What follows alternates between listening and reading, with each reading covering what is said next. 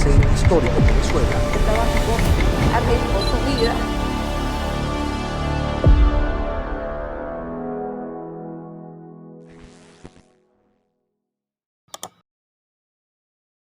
Los testimonios y opiniones emitidos en este espacio representan únicamente el punto de vista de los entrevistados, quienes dan fe de la autenticidad de los hechos.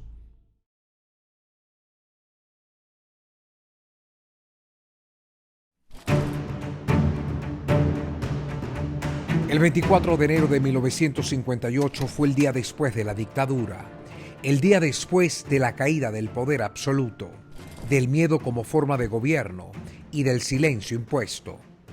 La dictadura de Marcos Pérez Jiménez ya no existía, pero el país seguía ahí, con heridas abiertas y sin un rumbo muy claro. Había alivio, pero también existía incertidumbre, tensión y desorden. La pregunta no era solo quién mandaba, sino cómo se iba a gobernar a partir de ese momento. Ese día Venezuela quedó en manos de un militar, Wolfgang Larrazábal. Y en un país donde los militares solían quedarse, Larrazábal asumió algo distinto, no el poder como destino, sino el poder como una responsabilidad transitoria.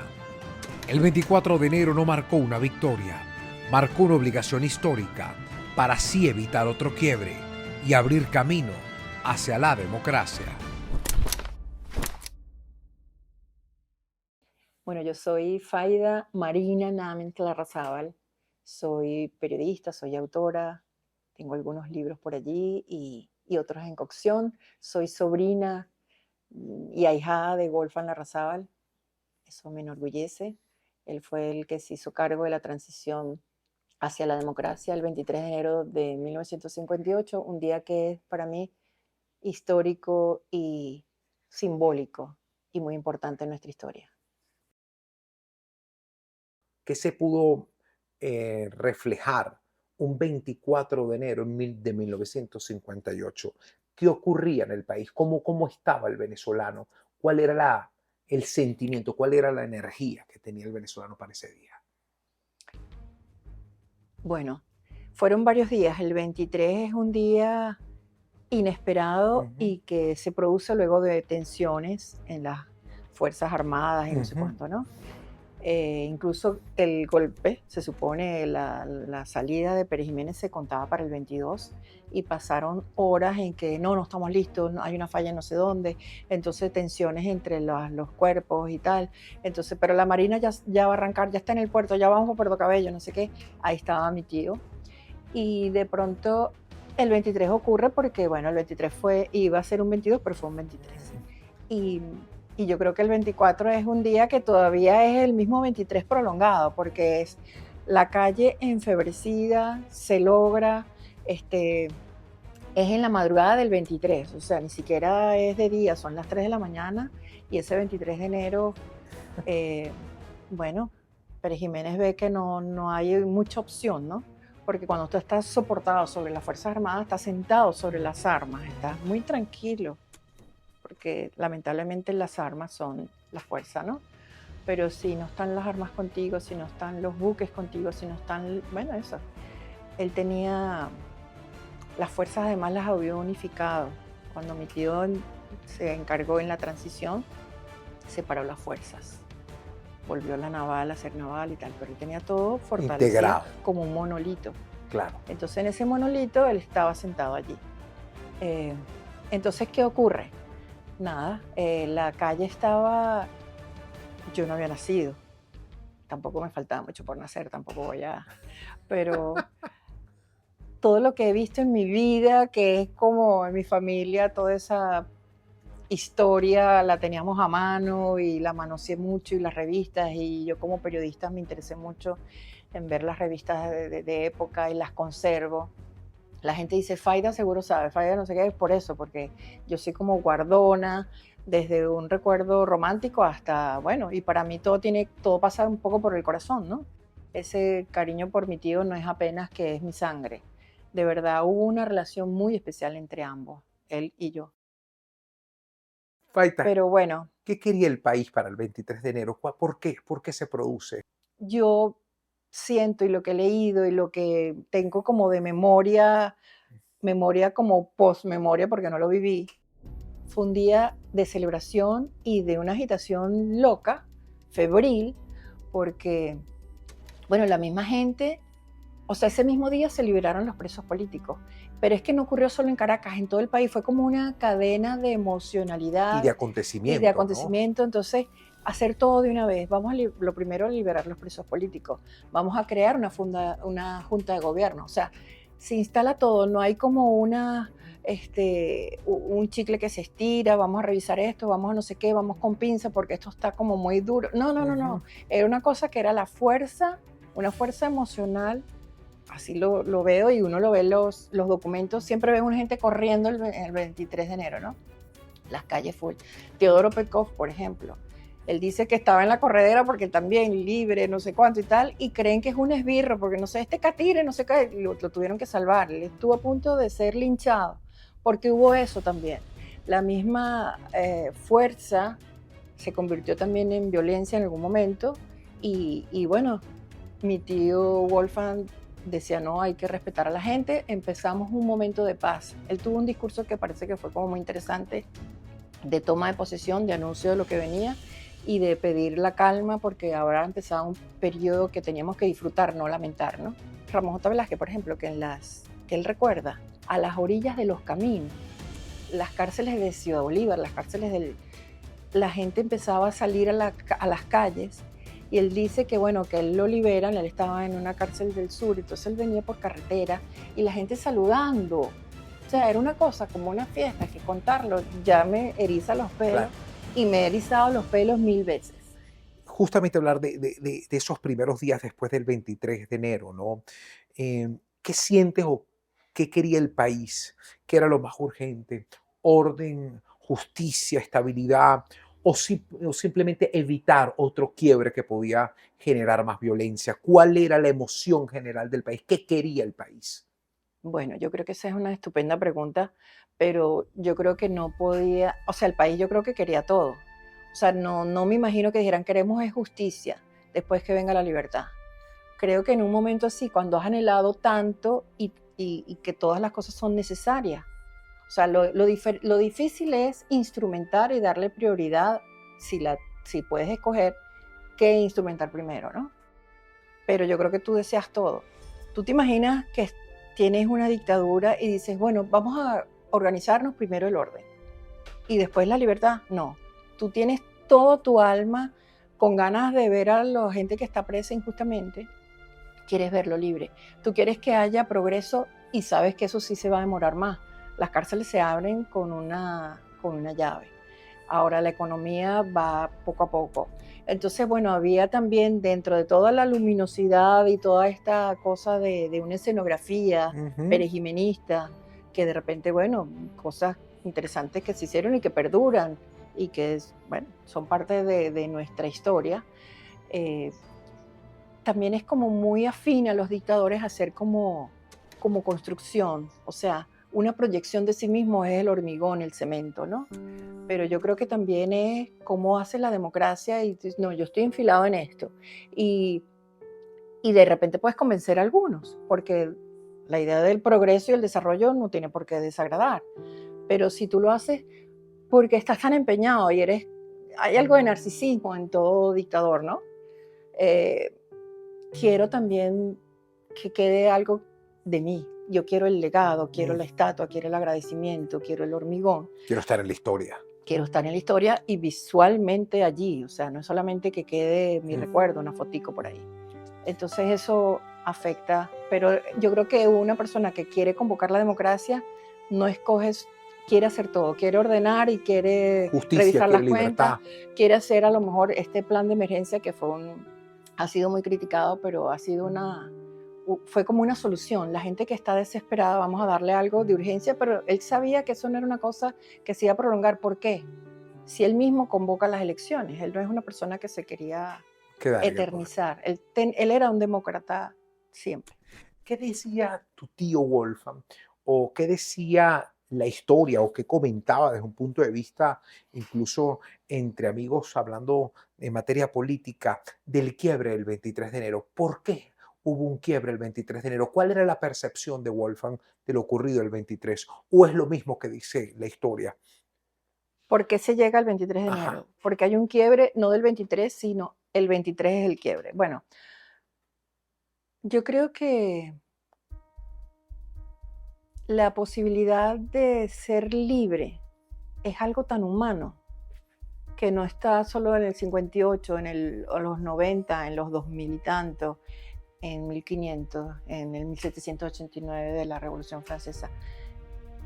O sea, a donde vaya, si es más de izquierda, más derecha, que esos son ya también conceptos que se van un poco como desdibujando, ¿no? Yo creo que el ser humano nace sin alas, pero las tiene en el alma o de alguna manera, pero quiere caminar, quiere ir, quiere ver, Quiero quiere opinar. crear, quiere poder expresarse. Entonces, si tú no puedes construir, estás siendo como que amputado, ¿no? Te amputan tu posibilidad vital, que es ser.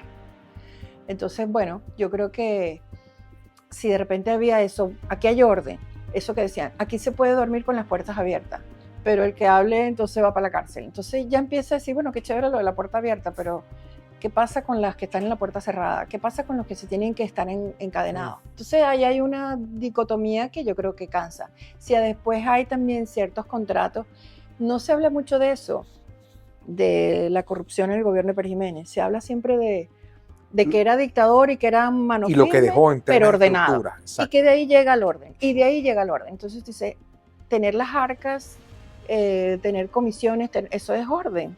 El tipo, cómo se va en esa avioneta y vive y construye una casa moraleja. Bueno, esa es la de Caja. En España. Él construye o compra, no sé, pero tiene un búnker que es una casa como para que viva un rey. Y es que, o sea, como dices tú, o sea, la gente, las hijas de los hijos de la que fueron expresidentes en la Cuarta República tienen casas sencillas y Pérez Jiménez se va y tiene un dineral como para construir esa casa que después la compra David Beckham. David Beckham es un tipo que hasta es Sir David Beckham, o sea, no querrá para, o sea, para su ingreso y su nivel de vida tener una casa como que una Sí. chocita. Entonces la gente que ha visto la casa de Pérez Jiménez allá dice, no, es que tiene hasta más un búnker, o sea, ese se fue con dinero y bueno, está confirmado que cobró muchas comisiones, muchas cosas. Supongo que pensará que se lo merecía, pues. Hablemos de tu tío, Ajá. desde la figura. ¿Quién era Wolfgang Larrazábal? Yo creo que Wolfgang era un hombre cabal y con ese orden militar, pero lo tenía tan empacado en humanismo. De verdad podría ser un hombre hasta dulce.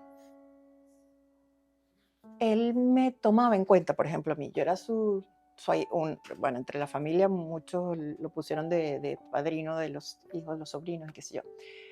O sea, yo soy sobrina y ahijada. Entonces él tenía una diferencia conmigo, o lo siento yo, a lo mejor con varios de mis primos hermanos.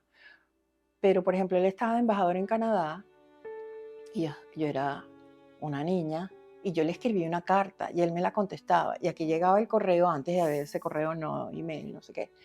Tocaba el timbre, llegaba un cartero con una carta que decía embajado, Ottawa, no sé qué, y Faida Namens. O sea, mi abuela, mi mamá, mi abuela vivió en esta casa. Mi mamá y todo, no, la carta es para la niña. O sea, él me escribía, ahijada, querida, tal cosa. Y yo creía que era una gran pregunta, o sea, ¿cómo es el clima en Canadá? O sea, ¿qué pregunta es esa? Pero entonces él me decía, aquí hay dos estaciones, invierno y agosto. Esa respuesta nunca se me olvidó. Yo decía, bueno, como que aprendí que también las preguntas tontas, lo sabemos los periodistas, ¿no? A veces la pegas con una divertida o interesante respuesta. A veces no sabes que una tontería puede ser como una agujita que detona cosas. Pero él tenía mucho sentido del humor. Era, yo no diría que solamente educado. Tenía un trato con la gente casi como diplomático nato, pero no había hipocresía ahí, había como una Elegancia natural. elegancia con la gente, le gustaba a la gente. Él nunca le vi un gesto como, qué grima me da esto, qué detestable es esto. Supongo que habría cosas que detestaba en la vida y que le daban grima, pero nunca vi eso. Y además él era como didáctico. Yo de repente, qué sé yo, tío, no sé qué, chiquita, lávate las manos. Entonces me lavaba las manos. Y me dice, mientras te echas jabón, deberías cerrar el chorro. Y yo, ok. O sea, él me decía cosas, yo no sé por qué yo lo escuchaba mucho a él, era como un tío favorito, un personaje. Pero es que además era un personaje total. Mi abuelita tenía en su cuarto, en este espacio había un cuarto que era el de mi abuela y mi abuelo, y tenían un pequeñito altar. Mi abuela era muy rezona, muy linda, y entonces tenía a San Judas, a San Antonio y en el medio a Wolfgang. Y yo de niña decía, qué raro, porque este es un santo que está vestido de blanco y en vez de aureola tenés una cachucha. Yo no sabía muy bien eso. Y resulta que no es que era un santo, cuando yo lo conozco porque él me bautiza a mí, pero él después se va a embajador a Chile o no sé cuánto y tal. Y de repente cuando un día lo conozco, yo digo, ese señor tan buen mozo es el santo de mi abuela. O sea, el santo existe, camina, me abraza, él es tu padrino. Ah, bueno, buenísimo. ¡Qué belleza! ¡Qué Y belleza! me enamoré de él. ¡Wow! Yo de niñita estaba enamorada de él. Yo decía, y cuando me dicen que Ismenia Villalba se había casado con su tío, yo dije, bueno, yo tengo aquí esperanza. ¿Qué tipo de militar era Wolfgang Larrazábal? Yo creo que era un militar, te vuelvo a decir, cabal, y tendría sus estrategias. Fíjate que el 22 él dice que él sufrió muchísimo en un documental por allí que he visto estos días. Decía que él había estado como muy angustiado esos días, esas horas, para que se diera por fin esa caída de Pérez Jiménez. Y resulta que, bueno, se produce, él dice, yo creo que en esas 24 horas rebajé 10 kilos. Y, y tú ves ahí un militar que está asumiendo su rol, pero que está sintiendo. Yo así lo veo. Él no es un militar Bellísimo. que tenía el porte de militar. A lo mejor caminaba súper erguido y todos mis tíos caminan derechito. O sea, Pero tenía una sensibilidad. es algo impresionante. Todos expresaba, mis que tíos emanaba. caminaban muy derechos. Pero yo siento que eran como tan humanos. Carlos, su hermano tercero, él era el mayor, después Fabio y después Carlos. Él decía, Carlos es más inteligente que yo. Carlos era como pensativo y tal. Y también se ponían a hablar conmigo de yo chiquita, pero... Y sí, yo siento que a lo mejor era un poco, no arisco, pero irónico. Tío Carlos tenía una ironía, una inteligencia muy aguda. Tío Wolfgang era sensible, tío Wolfgang componía canciones, era compositor. Se ganó el Guaycaipuro de Oro, ¿tú puedes creer eso en un año? Con unas canciones que compuso, no sé, yo no sé si esa época él se le hubiera ocurrido mandarla o la mandó alguien en su nombre, pero se ganó con unas canciones bellísimas del mar y románticas todas.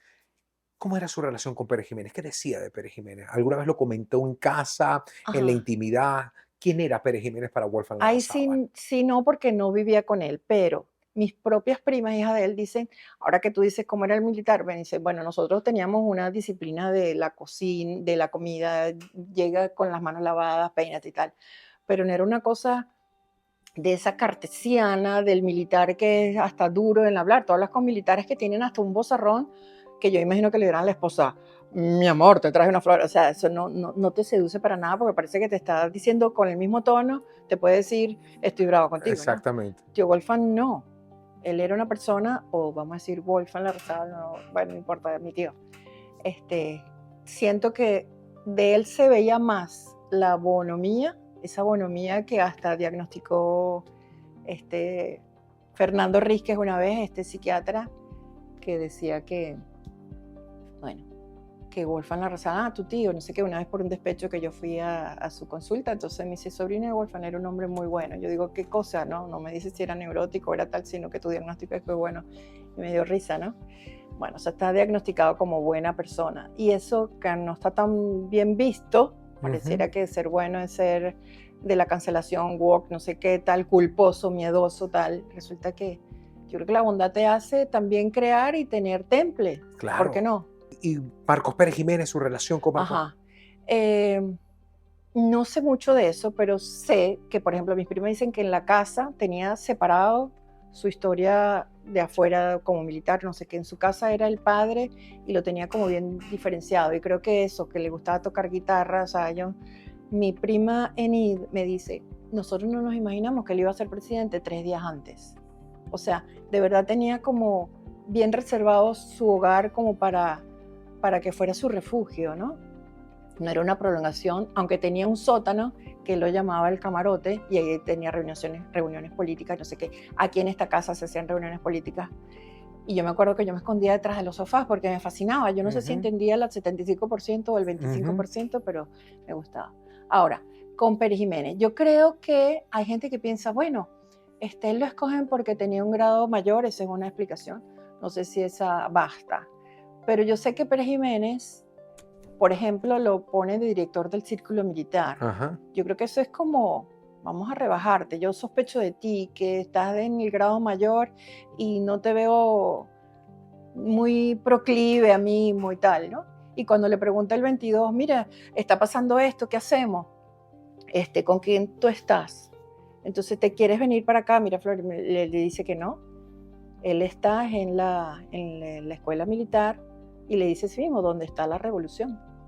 O sea, él marca la distancia en el momento de hacerlo y bueno, por ejemplo, Pérez Jiménez llama a un tío mío, Carlos, que también estaba igualito, vicealmirante con él, y le dice, yo quiero que tú seas mi compadre y bautizar a tu hijo que acaba de nacer. O sea, yo creo que él estaba como que, esto es la raza Valen en que andan, porque son discretos, no son provocadores, pero probablemente no estén conmigo y en efecto, pues.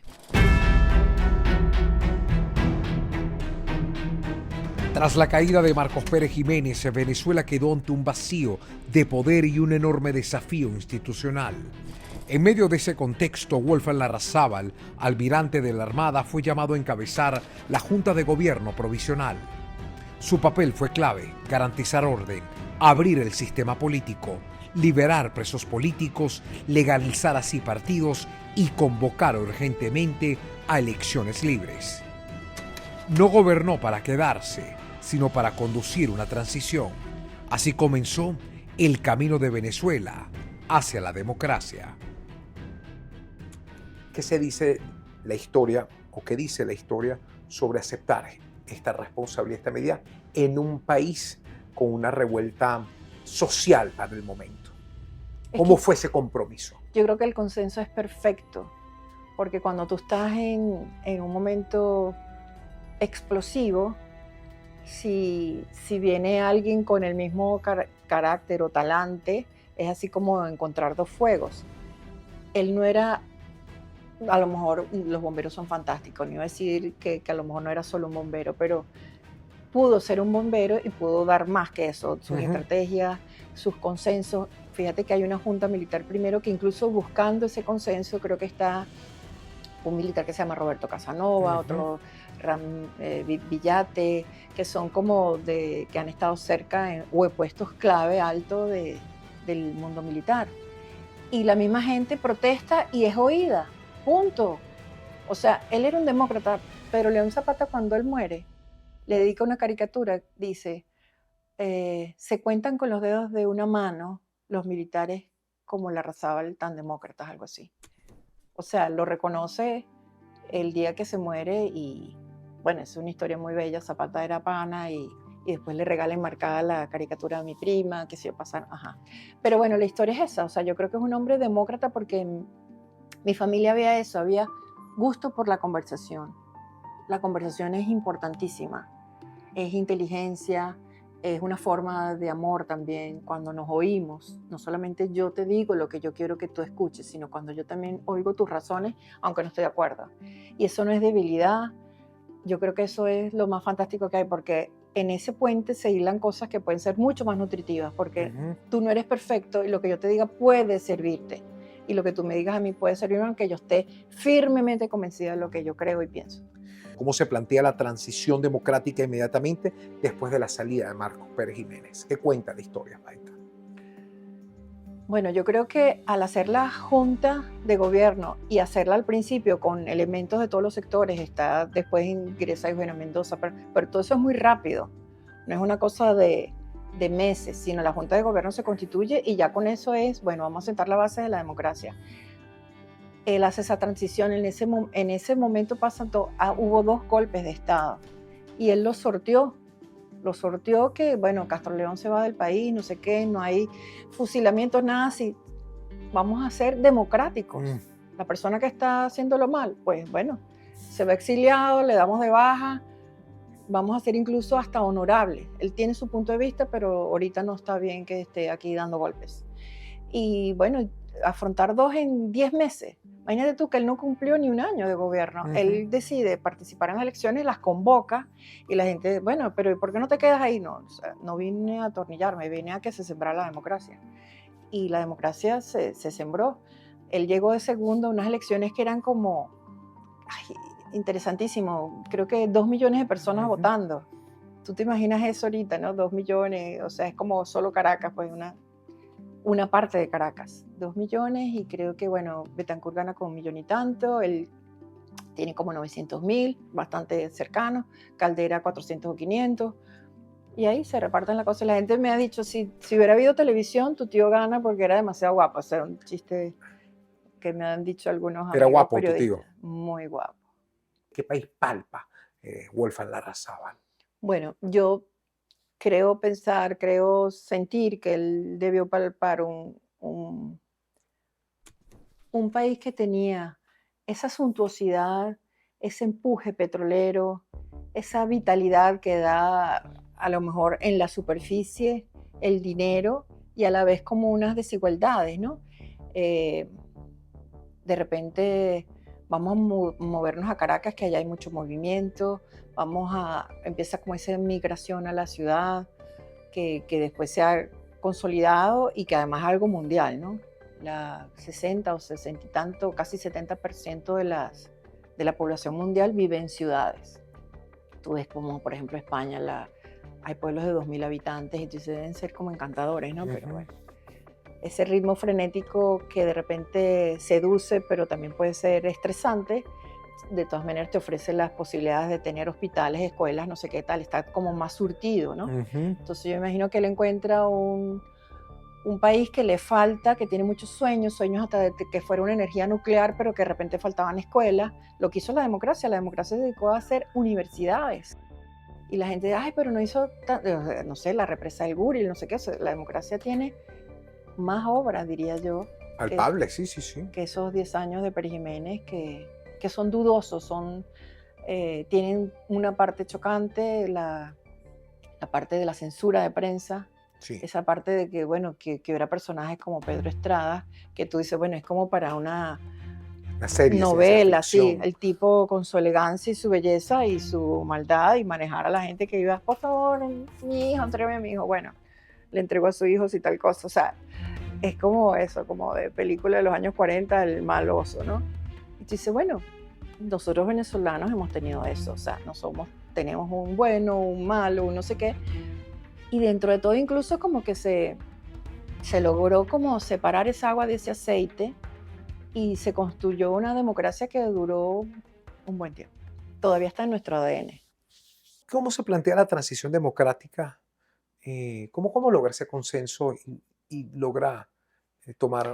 Yo pienso que él fue ese talante diplomático y convocador logró seducir a la gente. Y bueno, a mí me cuentan que la seducción era casi como, en un momento como casi medio rockstar.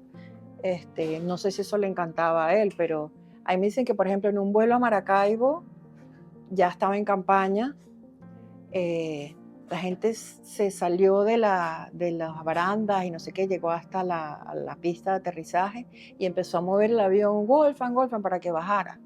Pero eso fue en el tema ya de candidato. De candidato. Ok. Pero bueno, eso significa que durante sus 10 meses lo hizo bien o logró, bueno, eso, desde torear a unos golpes de Estado hasta hacer este plan de emergencia o conquistar que la gente se consolidara para llegar a ese pacto de punto fijo y a esas elecciones pronto, pues. ¿Cuál sería el principal desafío de Wolfgang Larrazábal en estos casi 11 meses, ¿no? Bajo esta transición? Yo creo que el sueño de él es el sueño todavía de todos, ¿no? Nosotros queremos el país como es.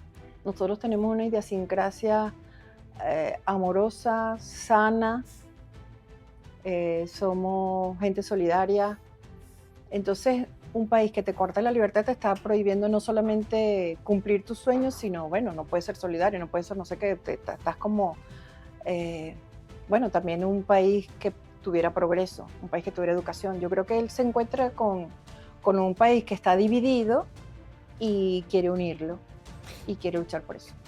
¿Por qué decide no aferrarse al poder? Porque es un caso atípico Sí. en nuestra historia, ¿no? Yo creo que él era de verdad un hombre humanista y tendría, una de las cosas que te digo, que a lo mejor tenía cosas que le darían grima o tal, pero era siempre como amable. Creo que le tenía grima a los atajos, Mm. al facilismo, a los caminos que son, eh, no vienen por el logro, las metas que no se logran, ¿no? Entonces fíjate tú que él para lanzarse a candidato, él, bueno, supongo que tendría ahí una ambición de seguir, pues.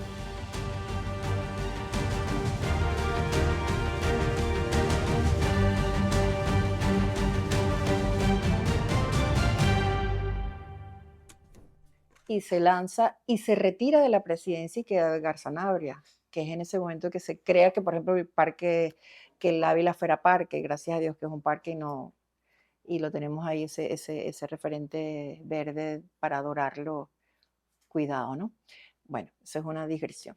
Este, mi tío decide para hacer campaña no quedarse en el poder porque él piensa que eso es otro atajo. O sea, yo me estoy sentando aquí y haciendo campaña por mí mismo, yo tengo los medios o puedo tener más tiempo, puedo disponer de las herramientas que tengo a mano como presidente. Eso es ser un aprovechado. Si tú ganas desde el aprovechamiento, estás ganando con ventajismo. Yo creo que él era una persona muy justa y eso no le acomodaba, no le hubiera dado satisfacción. Y se retira para hacer campaña. Wolfgang Larrazábal conduce la transición que abre camino a la democracia venezolana. Ese mismo año, el 7 de diciembre de 1958, compite en los comicios presidenciales buscando convertirse en presidente. Queda en segundo lugar frente a Rómulo Betancourt. Reconoce el resultado electoral y garantiza estabilidad y seguridad en la entrega de poder.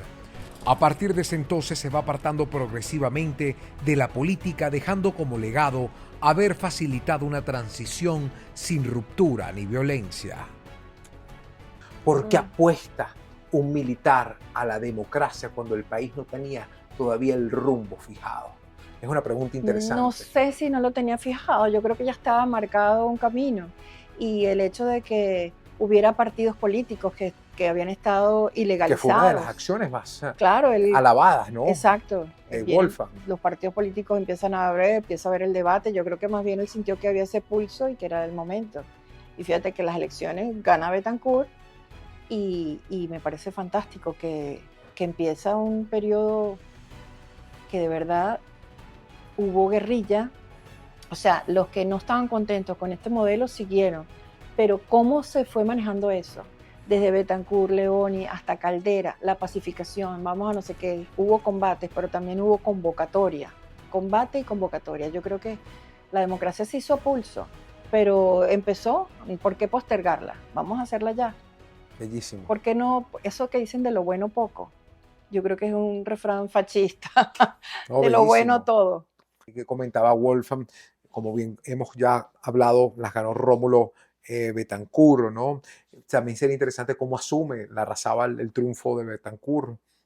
Bueno, lo asumió sabiendo que era un riesgo, pues, o sea, él no va a ponerse, no, yo gané, vamos a demostrarlo, vamos de nuevo a hacer un reconteo, nada.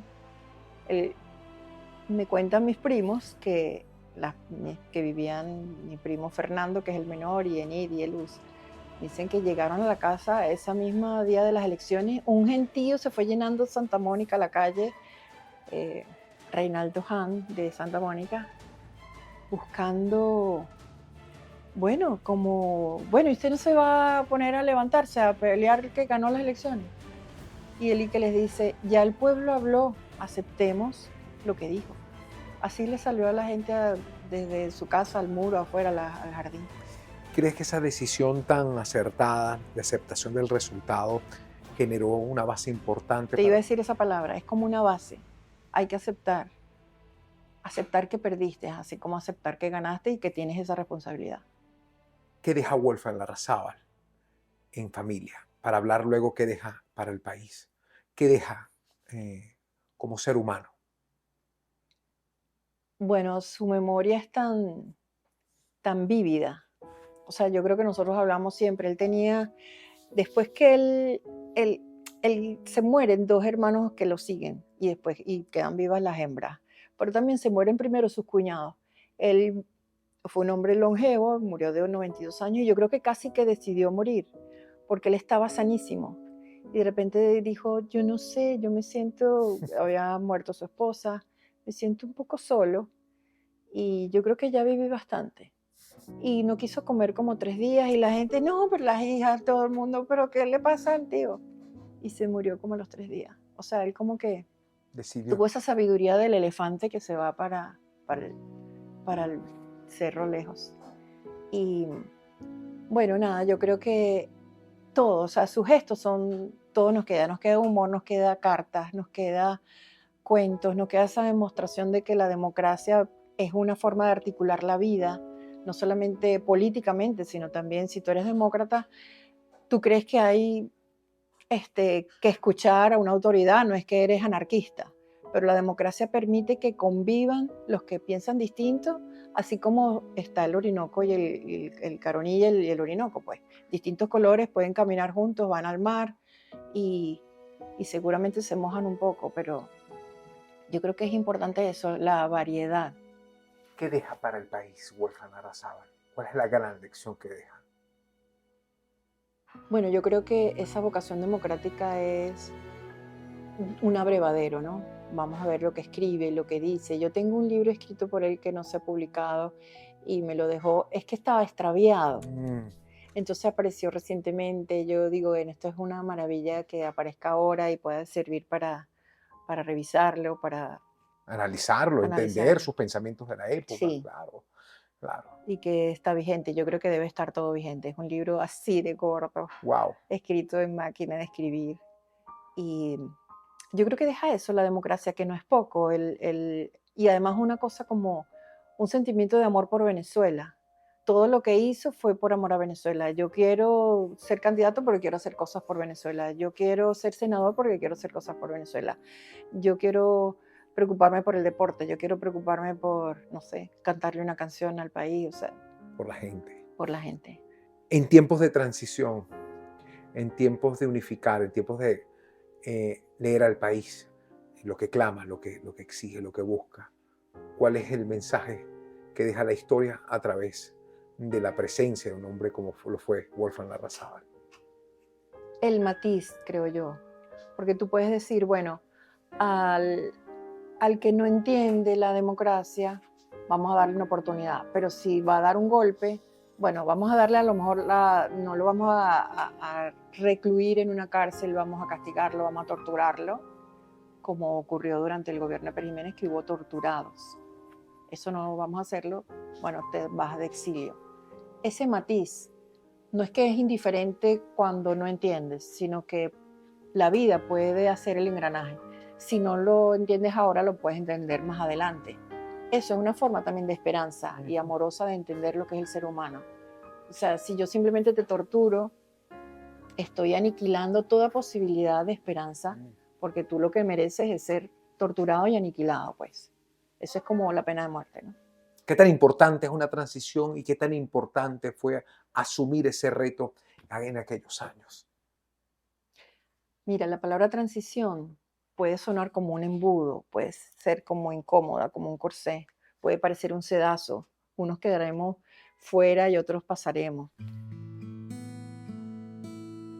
Pero yo creo que sí, que hay una revisión en una transición y hay necesariamente un consenso. Hay cosas que sí vamos a poder sumar y otras que hay que restar. Pero el hecho de que se considere la suma, yo creo que ese es el signo importante de toda transición. Si de repente tú me dices, mira, cuando se hizo aquella revolución cultural china, vamos a apostar a que aquí no hay sectores y zonas o los los que hacen este tipo de comida van a irse al norte, los que son del sur que tienen estas culturas, vamos a unir todo a China. Pero se hizo forzado, tú tienes que irte a tal lado a vivir, pero es que aquí te vas para allá porque vamos a hacer el experimento. O sea, cuando tú consideras que a la persona hay que tratarla como un grano de arroz, como que va a tener tal reacción con el agua caliente y si le pones una pizca de sal es que te va a gustar, la estás deshumanizando, pues estás desconociendo, estás irrespetándola. Eso acelera procesos, pero también crea facturas. Siempre crea facturas las incomodidades. Y yo creo que ya hay que terminar con las facturas, empezar con otra forma, otro modelo de intercambiar los procesos, de animar los procesos. No desde la factura y de lo pendiente, mucho menos desde el resentimiento, que el resentimiento es una de las emociones más extrañas de tratar y creo que además tiene como una condición de insaciable.